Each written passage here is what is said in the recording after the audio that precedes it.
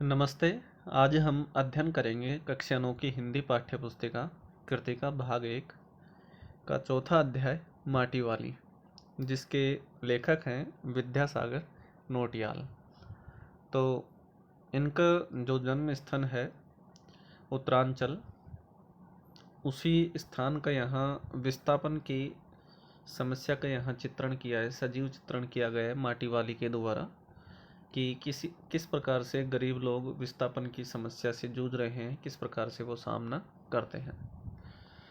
तो आइए शुरू करते हैं कि शहर के टिहरी शहर के बारे में बताया है। ये टिहरी गढ़वाल एक शहर है जो इनका जन्म स्थान भी है, लेखक का विद्यासागर जी का, कि टिहरी गढ़वाल शहर के सेमल का तप्पड़ मोहल्ले की ओर बने आखिरी घर की खोली, खोली से तात्पर्य है कच्ची झोपड़ी, खोली में पहुंचकर उसने दोनों हाथों की मदद से अपने सिर पर धरा बोझा नीचे उतारा।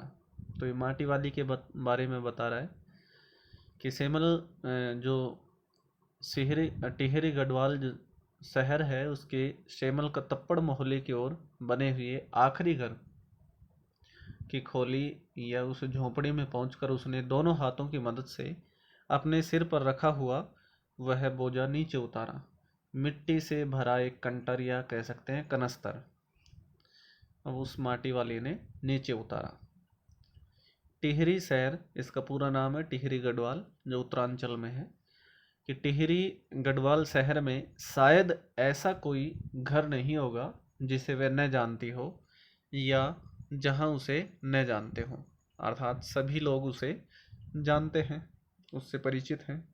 घर के कुल निवासी, बरसों से वहां रहते आ रहे किराएदार, उनके बच्चे तक उस माटी वाली से परिचित हैं। घर घर में लाल मिट्टी देते रहने के उस काम को करने वाली वह अकेली है, कि घर घर में लाल मिट्टी पहुंचाने वाली वह अकेली बुढ़िया है, जिसको माटी वाली कहकर संबोधित करते हैं। उसका कोई प्रतिद्वंदी नहीं है, इसके अतिरिक्त और कोई घर पर माटी डालकर नहीं जाता है। चिकनी मिट्टी की बात की जा रही है, जो लाल मिट्टी होती है जिससे पहले मकान और चूल्हा चौकी जो होते थे वो लीपे जाते थे। उसके बगैर तो लगता है टिहरी शहर के कई घरों में चूल्हों का जलना तक मुश्किल हो जाएगा। अगर वह माटी न डाले तो कई शहर के कई चूल्हे तो जलना ही मुश्किल हो जाएंगे, क्योंकि कच्ची रसोई होती थी तो उसमें चूल्हों को ये लाल मिट्टी के द्वारा या चिकनी मिट्टी के द्वारा लीपा जाता था। वह न रहे तो लोगों के सामने रसोई और भोजन कर लेने के बाद अपने चूल्हे चौके की लिपाई करने की समस्या पैदा हो जाएगी। जैसा कि मैंने अभी बताया है, भोजन जुटाने और खाने की तरह हर रोज की एक समस्या, घर में साफ लाल मिट्टी तो हर हालत में मौजूद रहनी चाहिए। चूल्हे चौकों को लीपने के अलावा साल 2 साल में मकान के कमरों दीवारों की गोबरी लिपाई करने के लिए भी लाल मिट्टी की ज़रूरत पड़ती रहती है। तो चूल्हा चौका तो उस लाल मिट्टी से लीपते ही हैं, उसके अतिरिक्त साल में एक बार या कोई 2 साल में एक बार या किसी विवाह उत्सव पर अपने मकान को और दीवार को भी, जो कच्ची मिट्टी से बने हुए होते थे, मकान और दीवार को भी गाय का गोबर मिलाकर और उसे लीपा जाता था। लाल मिट्टी और गाय का गोबर से उसे लीपा जाता था।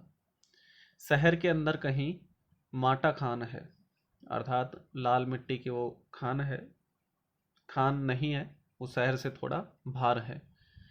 भागीरथी और भीलांगना, दो नदियों, भागीरथी गंगा कह सकते हैं और भीलांगना, दो नदियों के तट पर बसे हुए शहर की मिट्टी इस कदर इस प्रकार से रेतीली है कि उसे चूल्हों की लिपाई का काम नहीं किया जा सकता। तो इस शहर की जो मिट्टी है वो रेतीली है, उससे चूल्हे नहीं लिपे जा सकते हैं।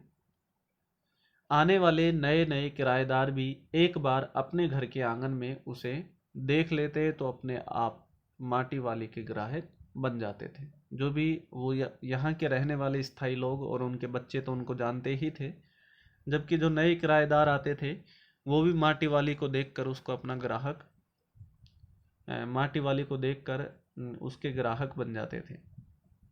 घर घर जाकर माटी बेचने वाली नाटे अर्थात छोटे कद की यह हरिजन बुढ़िया है माटी वाली। शहरवासी सिर्फ माटी वाली को ही नहीं, उसके कंटर को भी अच्छी तरह पहचानते हैं। उसने जो सिर पर कनस्तर रखा हुआ है जिसमें मिट्टी डालते हैं, वो भी उसको भी अच्छी तरह जानते हैं, और माटी वाली को भी।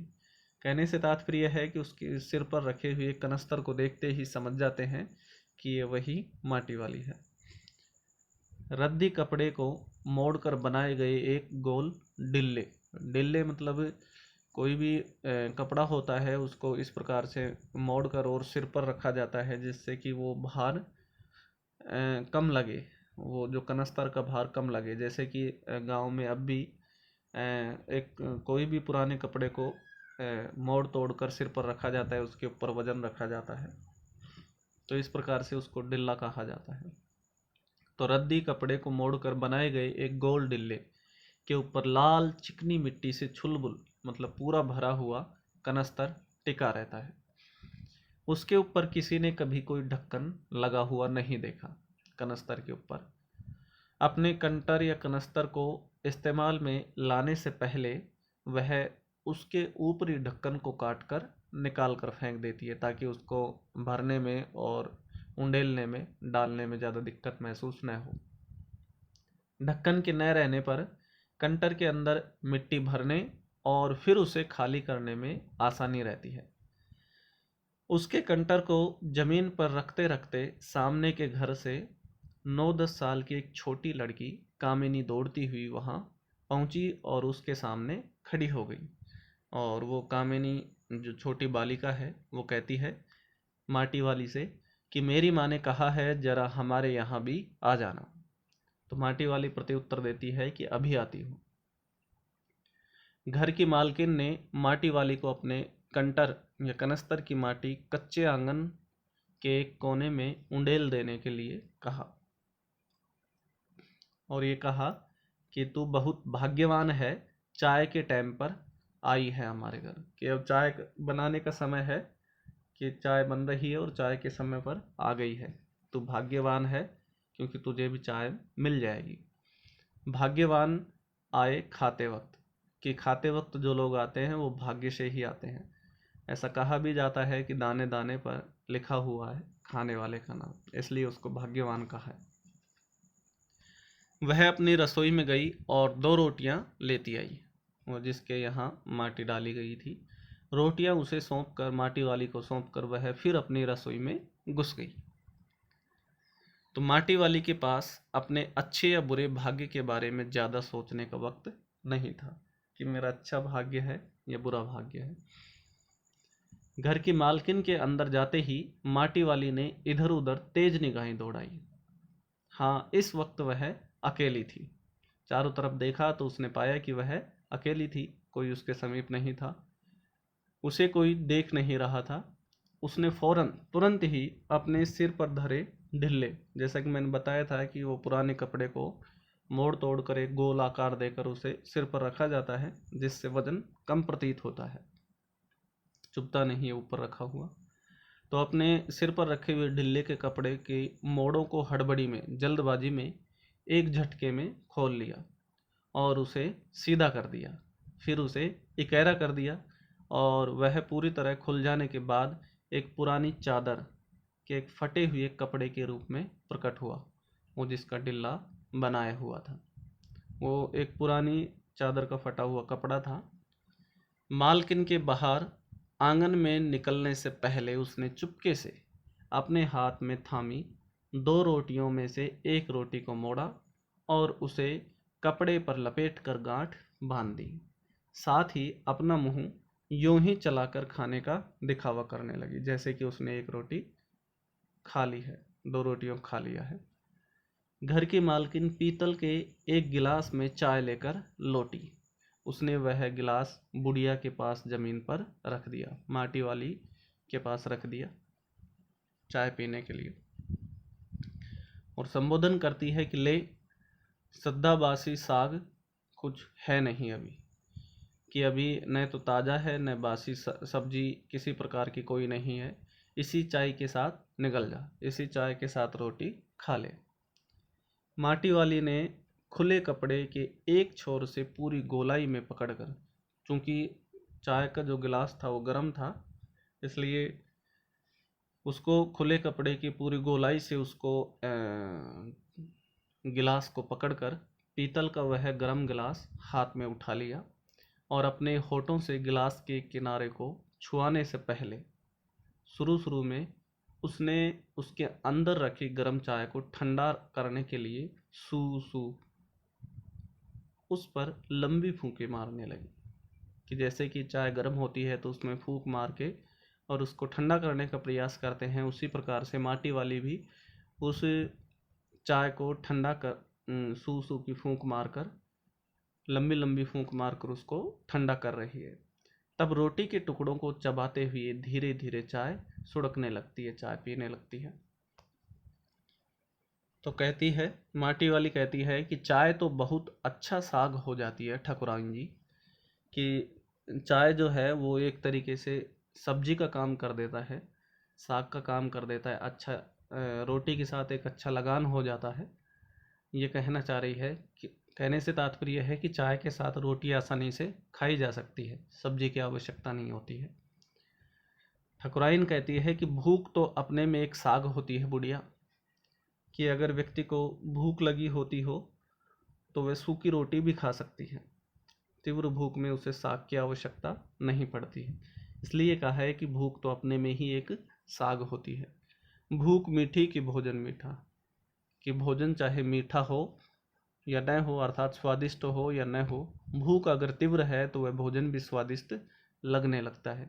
इसलिए कहा है कि भूख मीठी या भोजन मीठा, अर्थात भूख ही मीठी होती है। तुमने अभी तक पीतल के गिलास संभाल कर रखे हैं?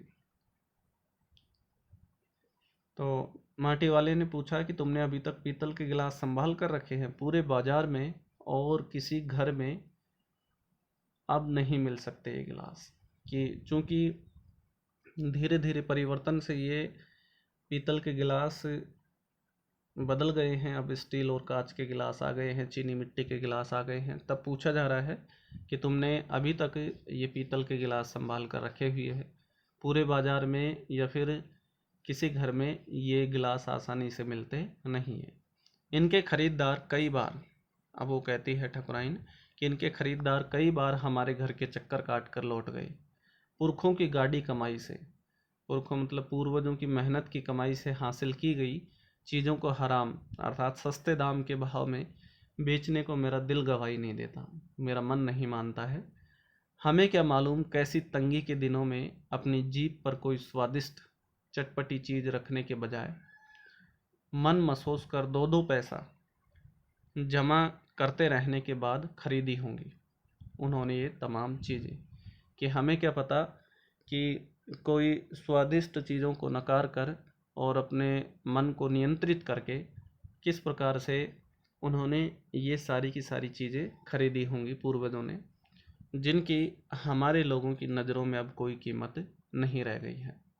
और अब हम उनकी कोई कीमत नहीं समझते हैं, क्योंकि समय के अनुसार जो सब लोग स्टील, चीनी मिट्टी के और कांच के गिलास खरीद रहे हैं तो लोग इनको बेच देते हैं, जबकि पूर्वज न जाने किस प्रकार से अपने मन को नियंत्रित करके अन्य चीज़ों में खर्च न करके इन चीज़ों का संग्रह किया होगा।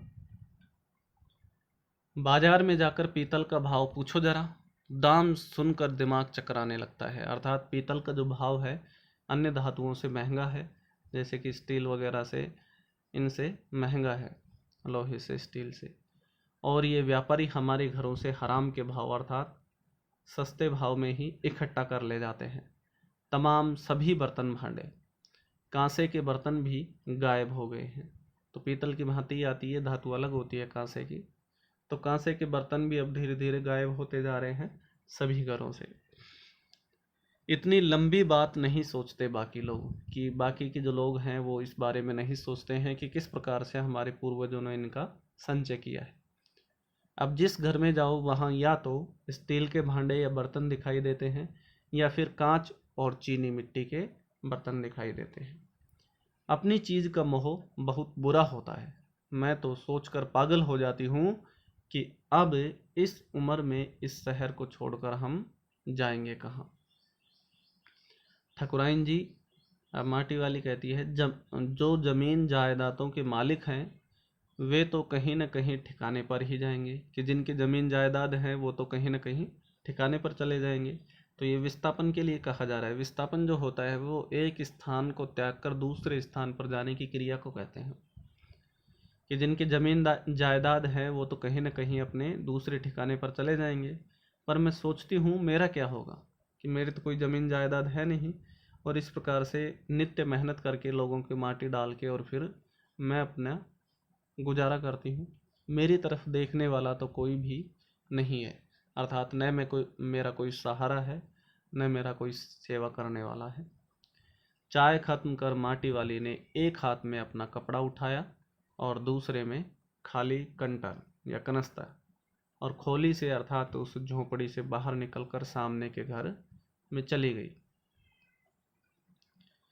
तो इस प्रकार से हम इसका आधा अध्याय अध्ययन कर चुके हैं। इसका आधा अगला वीडियो में आपको उपलब्ध हो जाएगा। इस वीडियो के डिस्क्रिप्शन में आप देख सकते हैं। धन्यवाद।